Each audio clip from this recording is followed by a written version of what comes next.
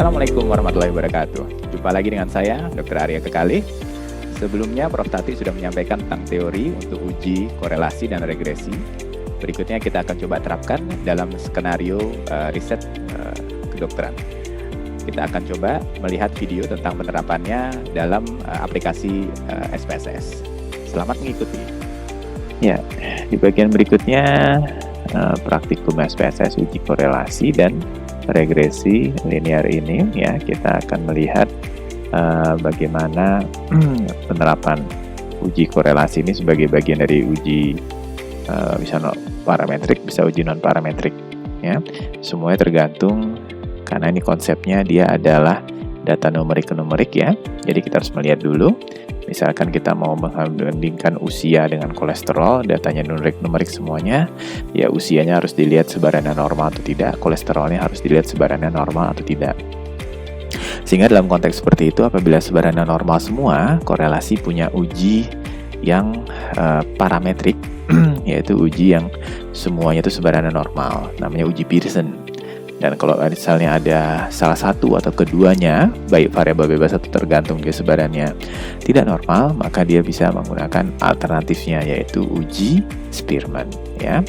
Nah, jadi nanti kita akan ada interpretasinya yang merupakan ciri khas dari uji korelasi adalah ada nilai P dan ada koefisien korelasi yang menggunakan simbolnya R. Ya, di antara dua uji ini, Pearson dan Spearman, dia interpretasinya sama, ya, nilai P dan R. Bagaimana interpretasi nilai R, terutama karena kalau nilai P dia sebenarnya sama aja, ya. Kalau di bawah 0,05 berarti dia signifikan, di atas 0,05 berarti dia tidak signifikan, ya. Nah, kalau kekuatan korelasi dia interpretasinya menggunakan seperti ini, ya. Jadi di sini ada batasannya yang paling mudah itu adalah 0,3 dan 0,7. Di bawah 0,3 itu kekuatan korelasinya itu bisa diabaikan, berarti tidak ada korelasi, ya. Di atas 0,3 sampai 0,7 itu bisa dianggap low atau moderate, ya. Tapi kalau di atas 0,7 itu sudah high, ya, sudah high. Nah, itu menandakan bahwa kekuatan korelasinya dia sudah kuat, ya. Maksudnya bagaimana sih kekuatan korelasi itu? Visualisasinya di gambar berikut ini, ya. Jadi nanti di sini kita bisa lihat bahwa yang dianggap positif korelasi, ya, itu adalah gambar yang pertama, ya. Pertama sebelah kiri. Nah, itu apabila misalkan di X-nya itu adalah usia, di Y-nya itu adalah kolesterol, bahwa semakin tinggi usia, kolesterolnya juga semakin tinggi, dan itu membentuk hubungan garis lurus, ya, dengan gradiennya sekitar 45 derajat. Itu yang kekuatan korelasi yang perfect, ya, yang sempurna. Sedangkan kalau misalkan yang gambar yang kedua, ya, di gambar yang kedua itu dia tidak terlalu sempurna, tapi kita masih bisa membayangkan ada garis, gitu, ya. Bisa membayangkan ada garis. Nah, yang di gambar yang ketiga, yang atas itu dia tidak bisa membayangkan, gitu. Atau kalau misalnya ada garisnya hanya garis lurus, ya, garis lurus yang datar, bahwa kalau mau usianya berapapun kolesterolnya bisa ya segitu-segitu aja. Nah, itu berarti tidak ada korelasi, ya, tidak ada korelasi. Nah, itu yang harus kita coba lihat dari hubungan kekuatan korelasi ini. Makin bagus R-nya, dia makin membentuk garis lurus yang 45 derajat. Nah, kekuatan korelasi itu bisa positif yang berbanding lurus atau negatif yang di bawahnya berbanding terbalik, ya. Nah, itu yang di bawahnya itu contoh kalau dia berbanding terbalik, tapi kekuatan korelasinya yang perfect, ya. Nah, di gambar yang nomor 2, yang bawah itu dia juga berbanding terbalik, namun dia kekuatan korelasinya lemah, ya. Sehingga kita membayangkan garisnya mungkin masih bisa, tapi agak susah, ya. Garisnya mungkin agak lebar. Apabila dia seharusnya perfect tapi ada satu outlier, dia berarti R-nya bisa berubah seperti yang gambar yang ketiga yang paling bawah, ya.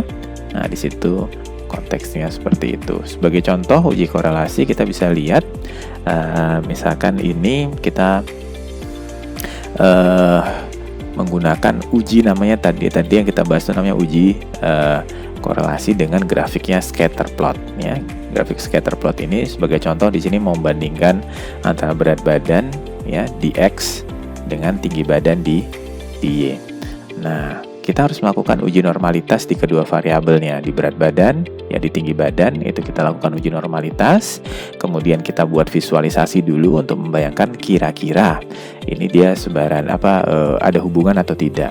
Dengan grafik yang seperti ini mungkin kita bisa membayangkan kayaknya ada garis nih, ya, sehingga kemungkinan nih ada korelasi. Nah, nanti kita tinggal konfirmasi dengan uji statistiknya, ya.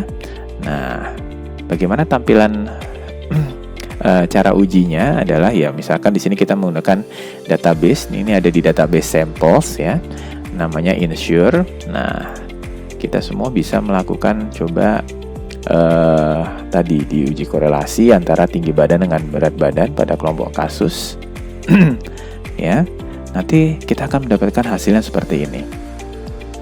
Nah, dengan hasil seperti ini, dapatkan nanti nilai P-nya ternyata 0,01, lebih kecil dari 0,01, dengan kekuatan korelasinya 0,807. Nah, kalau 0,8 itu berarti kekuatan korelasinya kuat. Dengan demikian, interpretasinya adalah kalau berat badannya semakin berat, itu juga berhubungan dengan tinggi badannya juga akan semakin tinggi. Gitu. Jadi ada korelasi di situ, ya. Nah, jadi bahasa korelasi itu kalau secara statistik, secara terperinci dia menggambarkan hubungan antara data numerik ke data numerik, ya. Jadi kadang-kadang ada orang-orang yang menggunakan istilah korelasi itu tuh hubungan apapun gitu ya. Tapi kalau sekarang kita sudah tahu konsep ini, biasanya kita hanya menggunakan istilah korelasi untuk hubungan data numerik ke data numerik, ya. Nah, apabila kita sudah buat analisis untuk korelasi, kelemahannya korelasi itu adalah hubungan itu sifatnya subjektif, hubungan itu sifatnya kualitatif gitu, ya. Sama seperti hubungan kita ya dengan pasangan kita gimana, baik-baik saja. Tapi kalau misalnya mau dikuantifikasi, ya kita misalkan mau ngelihat kalau berat badannya segini, nanti tinggi badannya berapa ya kurang lebih, membuat suatu prediksi. Nah, kita harus lanjut ke analisis berikutnya, ya, namanya analisis regresi. Nah, analisis regresi ini benar-benar bisa kita gunakan untuk membuat persamaan prediksi, ya. Jadi kita tahu berat badannya, nanti kita tahu tinggi badannya. Nah, regresi yang kita gunakan adalah regresi linear, ya. Jadi regresi linear itu disebut simple regresi kalau misalnya hanya ada satu variabel, sedangkan multiple regresi apabila lebih dari satu variabel yang akan kita gunakan. Konteksnya seperti ini. Jadi dia ada persamaan, kita ingin melihat bagaimana memprediksi Y dengan menggunakan X. Nah, di situ ada beta 1 itu dia adalah koefisiennya.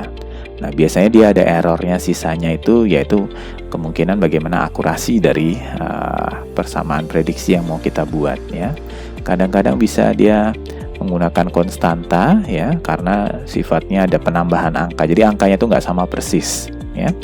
Jadi katakanlah angkanya tadi usia itu atau berat badan tuh angkanya cuma sampai sekitar 50-an, sedangkan kalau tinggi badan itu dia bisa sampai 100-an, ya. Nah, itu dia ada konstantanya, ya, untuk menyamakan. Nanti dari persamaan regresi misalkan seperti ini. Kita bisa melihat bagaimana skor sensitivitas insulin seseorang hanya dengan tahu IMT-nya saja, ya. Jadi kalau di rumus ini X adalah IMT. Jika IMT-nya meningkat 1, maka skor insulinnya akan turun karena dia minus 0,0433. Ini keunggulannya regresi dibandingkan korelasi. Dia bisa membuat suatu persamaan prediksi. Nah, tapi dia ada ukurannya, ada R square-nya. Kalau korelasi pakai R, kalau regresi dia pakai R square. Nah, kalau R square-nya bunyinya adalah 0,34, berarti tadi kita hanya bisa memprediksi Y, katakanlah lagi di contoh tadi sensitivitas insulin itu hanya bisa memprediksi akurat 34%, hanya dengan tahu IMT-nya saja. Makin tinggi R square, makin mendekati 1 juga makin baik, ya. Berarti makin kita bisa memprediksi variasi dari variabel tergantung hanya dengan variabel bebasnya. Contohnya seperti ini. Ini hasil tampilannya di SPSS. Jadi R square kita bisa lihat. R square kita pakai kalau sebarannya hanya satu variabel saja, ya. Kalau adjusted R square kita pakai kalau variabel bebasnya sudah banyak, yaitu pada multiple regresi linear, ya. Nah, ini ada hasilnya. Jadi persamaannya, jadi konstantanya di sini tekanan darah sistol itu adalah 26 plus 1,2 kali tekanan darah diastol. Jadi kita bisa memprediksi berapa variabel Y berdasarkan X. Demikian penyampaian saya. Semoga bisa dimengerti dan bermanfaat untuk diterapkan dalam riset kedokteran. Saya Arya Kekali undur diri. Sampai jumpa lagi di pertemuan berikutnya. Salam sehat. Assalamualaikum warahmatullahi wabarakatuh.